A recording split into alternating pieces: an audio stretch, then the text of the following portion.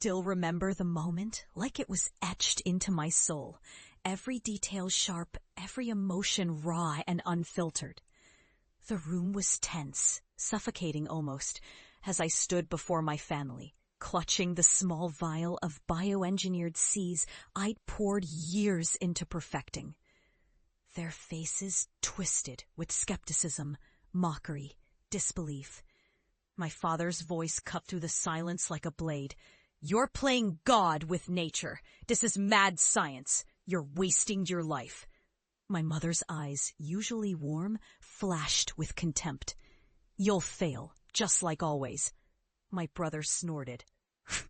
"You're an embarrassment. That's not real science." "That's a joke." It was a moment of pure, unadulterated rejection, a culmination of years of dismissiveness, of being told I was chasing a pipe dream, of being mocked endlessly for my obsession with restoring what was lost. They saw my work as unnatural, dangerous even. They called it foolish, dangerous, a waste of time. But I knew, deep down, that I was on the verge of something that could change everything, and I knew I had to leave. I turned my back on their sneers, on their dismissive laughter. I buried the hurt deep inside and threw myself into my work. Years of solitary nights, of quiet perseverance, of risking everything to create plants that could heal barren earth. My work was dismissed as mad science, ridiculed as impossible, but I refused to give up. I was driven by a vision, ecosystems reborn from the ashes, landscapes transformed through bioengineering, a future where nature and humanity could coexist in harmony. I remember the day I finally succeeded, like it was yesterday. I had grown a series of bioengineered plants that could thrive in the most devastated soils. Plants that could restore nutrients, stabilize erosion, and attract wildlife back into dying habitats. It was my breakthrough, and yet even then, I knew I would face resistance. But I also knew that I had proven the skeptics wrong. Fast forward a decade. The world had changed because of what I'd done. Entire ecosystems that once seemed beyond repair now thrived. Forests reborn in places thought forsaken. Deserts blooming with life where nothing had grown before. My bioengineered plants had become a game changer, an ecological salvation.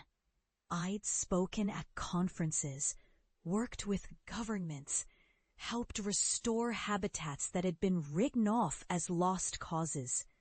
My work was recognized, celebrated even. But the real victory was in seeing the life I'd helped bring back, seeing hope take root where despair had once reigned. But the greatest moment of all was returning home, not as the failed dreamer they had ridiculed, but as someone who had transformed the earth itself. I drove through the countryside where I'd grown up, the fields now lush with green, the air thick with the scent of life reborn. I parked outside the old family house, feeling a strange mix of nostalgia and defiance. I stepped inside. My family was there, unchanged in many ways, yet everything had shifted. They looked at me, expecting the same awkward, laughed-at outsider, but I was no longer that person. I was someone who had proven that dreams, no matter how ridiculous they seemed, could come true. They followed me outside to the backyard, where I had planted my first eco-engineered saplings. The garden was alive, vibrant, pulsating with color, teeming with insects, birds, and small mammals. I watched their faces as they saw it, what I had built, what I had become, and then I did something I'd never imagined. I handed my father a leaf from one of my bioengineered trees, a leaf that shimmered with a strange iridescent glow. The silence stretched long and heavy before he looked up at me, eyes wide with a mixture of awe and confusion. I saw the change in him, an understanding that what I'd created was real, powerful, and necessary. He reached out hesitantly and touched the leaf. It was a silent moment of reckoning. "You were right," he finally whispered. "I was wrong." My mother's eyes shimmered with tears, and my brother simply looked away, overwhelmed.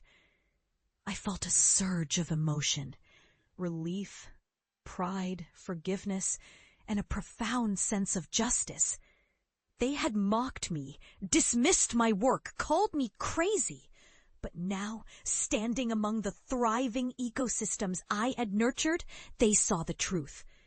That truth was simple but profound. Sometimes the world dismisses what it doesn't understand, what challenges its comfort zone. But perseverance, passion, and unwavering belief can turn impossible into inevitable.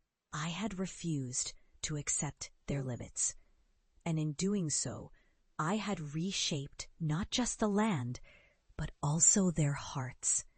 As I looked around at the flourishing landscape, I realized something essential. My journey was never about proving them wrong. It was about proving to myself that the impossible could become real.